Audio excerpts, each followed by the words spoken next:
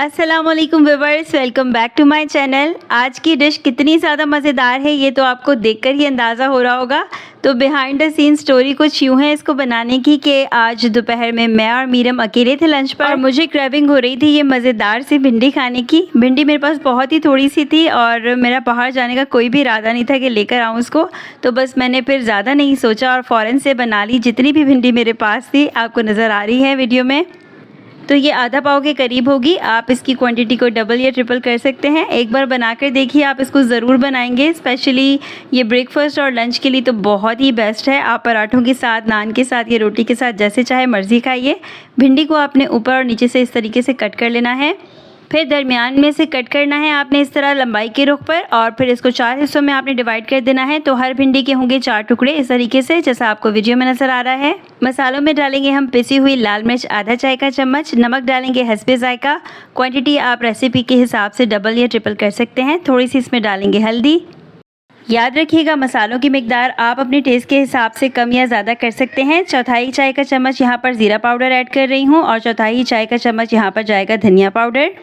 वैसे मैं इसमें अमचूर पाउडर भी डालती हूँ, वो अवेलेबल नहीं था इस वक्त, आप चाहें तो डाल सकते हैं। 1 चाय का चम्मच बल्कि 1 खाने का चम्मच इसमें ऑयल ऐड करेंगे। फिर मसालों को भिंडी के साथ अच्छे तरीके से मिक्स कीजिए और रख दीजिए कम से कम 10 मिनट तक, और ज़्यादा से ज़्यादा आधे घंटे तक रखिए। आप देख सकते हैं कि मसाले भिंडी के ऊपर कितने अच्छे तरीके से लग गए हैं।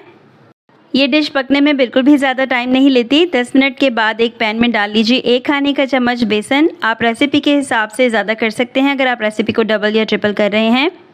मेरे पास इस वक्त जितनी भिंडी है उसके लिए बस इतना ही काफ़ी है। इसको हमने खुशबू आने तक भूनना है और इसका हल्का हल्का कलर भी चेंज हो चुका है, आप देख सकते हैं। तकरीबन 5 मिनट लगे हैं इसे। आंच चूल्हे की मीडियम रखनी है ताकि बेसन जल ना जाए। अब बेसन को निकाल कर इसी पैन में आप 2 चम्मच ऑयल गर्म कीजिए, उसमें डाल लीजिए आधा चम्मच ज़ीरा, थोड़ा सा राई दाना। इस रेसिपी में राई दाना के बजाय सौंफ और हींग का इस्तेमाल किया जाता है, लेकिन मुझे उनका टेस्ट ज़्यादा पसंद नहीं, इसलिए मैं राई का इस्तेमाल करती हूँ।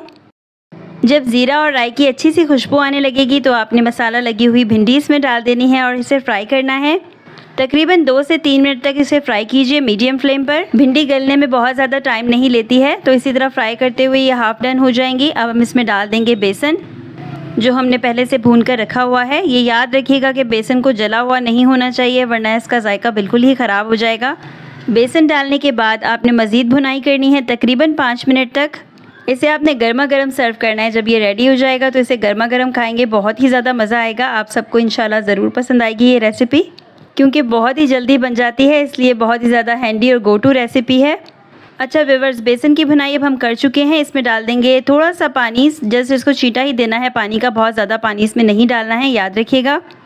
ये ज़रा सी मिकदार में जो पानी हमने डाला है इसकी वजह यह है कि भिंडी में अगर कोई कसर बाकी है तो वो दूर हो जाए और भिंडी बिल्कुल अच्छे तरीके से डन हो जाए।